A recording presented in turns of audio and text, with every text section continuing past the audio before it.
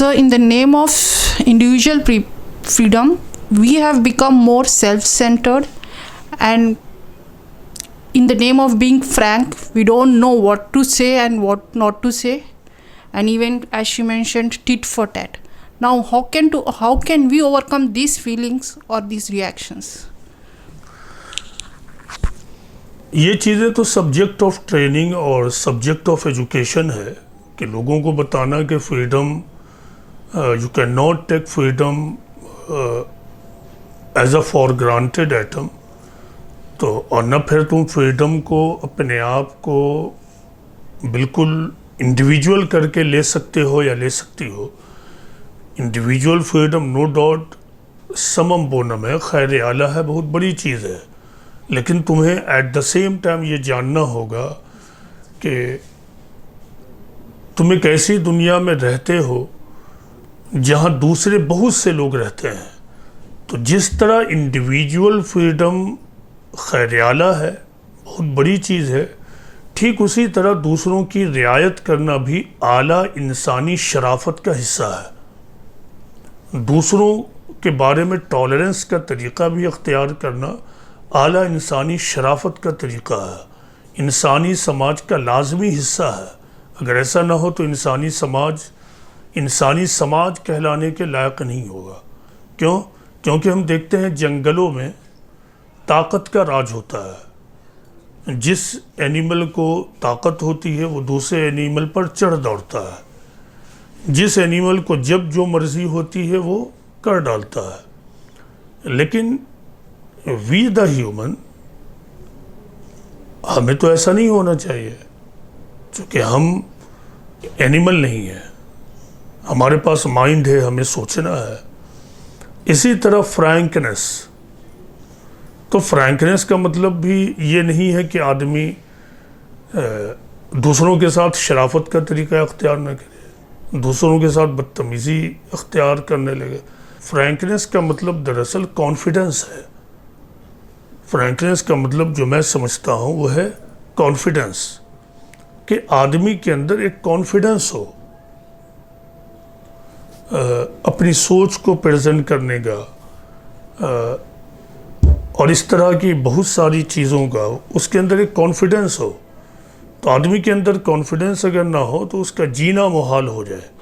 تو کانفیڈنس دوسری چیز ہے اور پھر بدتمیزی دوسری چیز ہے. تو یہ تو سبجیکٹ آف ٹریننگ اور سبجیکٹ آف ایجوکیشن ہے. لوگوں کو ایجوکیٹ کرنا ہوگا، ہمیں انہیں بتانا ہوگا. سب سے بڑی چیز کیا ہے کہ ہمیں یہ بتانا ہوگا کہ تم اکیلے نہیں ہو. یہ بہت اہم بات ہے. بظاہر یہ سننے میں بہت چھوٹی بات معلوم ہوتی ہے، تم اکیلے نہیں ہو. اس کو شعوری طور پر سمجھ لینا بہت اہم بات ہے، بہت اہم ترین بات ہے. You are not alone, you are living in the human society, you are living among the people. اس کا مطلب کیا ہے؟ تمہیں دوسروں کی رعایت کرنی ہوگی. تو دوسروں کی رعایت کیے بغیر پھر تمہیں دوسروں سے بھی اس بات کا توقع نہیں ہونا چاہیے کہ وہ تمہاری رعایت کریں. اسی لیے دوسروں کی رعایت کرو. یہی وجہ ہے، دیکھیے موجودہ زمانے میں سماج میں کیا آج ڈسٹرسٹ کا ماحول ہے. کوئی کسی پر اعتماد نہیں کرتا ہے، کسی کو کسی کے اخلاق و اطوار پر اعتماد نہیں ہے، کسی کو اس بات کا یقین نہیں ہے کہ میرا جو پڑوسی ہے میری رعایت کرے گا. تو اس کی وجہ کیا ہے کہ ہر آدمی ایک ہی برے طریقے کو ریپیٹ کر رہا ہے. وہ اصلاح نہیں کر رہا اور اس کے جڑ تک پہنچنے کی کوشش نہیں کر رہا کہ سماج میں دوسروں کی رعایت کرنا. اور منیمم طریقہ کیا ہے؟ منیمم کہ جو ہم اپنے لیے چاہیں وہ دوسروں کے لیے بھی پسند کرنے لگیں. یہ بالکل منیمم پرنسپل ہے. تو اتنا تو کرنا ہی چاہیے اگر کسی کو انسانی سماج میں ایک خوشگوار اور پیسفل لائف گزارنی ہے. لیکن یہ سبجیکٹ آف ایجوکیشن اور سبجیکٹ آف ٹریننگ ہے. اسے آپ تان و تشنیع کے ذریعہ، کرٹیسزم کے ذریعہ نہیں پھیلا سکتی ہیں. تو ٹرین کرنا ہوگا، لوگوں کو بتانا ہوگا، سمجھانا ہوگا. یہ سیلف سینٹرڈنس جو ہے اس کو کس طرح سے نکالا ہے؟ سیلف سینٹرڈنس، یہ جو سیلف سینٹرڈنس ہے یہ بالکل دوسری چیز ہے. یہ انڈیویجول فریڈم سے نہیں آتا ہے. سیلف سینٹرڈ انسان دراصل امیڈیٹ گین کی طرف دیکھتا ہے، یعنی جلد ملنے والا فائدہ. تو اسے یہ محسوس ہوتا ہے کہ جو کچھ ہے سب یہی ہے، جو کچھ ہے ابھی ہے اور جو کچھ ہے سب یہی ہے. تو اسی لیے مجھے سب سے زیادہ اپنے انٹرسٹ کو سیکیور کر لینا چاہیے، کیونکہ جو کچھ ہے ابھی ہی ہے اور جو کچھ ہے وہ یہی ہے.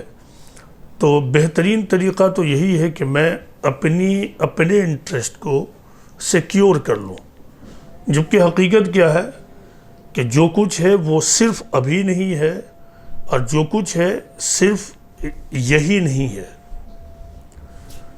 تو جب آدمی صرف اور صرف ورلڈلی انداز میں سوچتا ہے، وہ اسی دنیا کو سب کچھ سمجھتا ہے، تو پھر ایسا آدمی دوسروں کی رعایت نہیں کرے گا، دوسروں کے بارے میں نہیں سوچے گا. ایسا آدمی سیلف سینٹرڈ ہی ہوگا.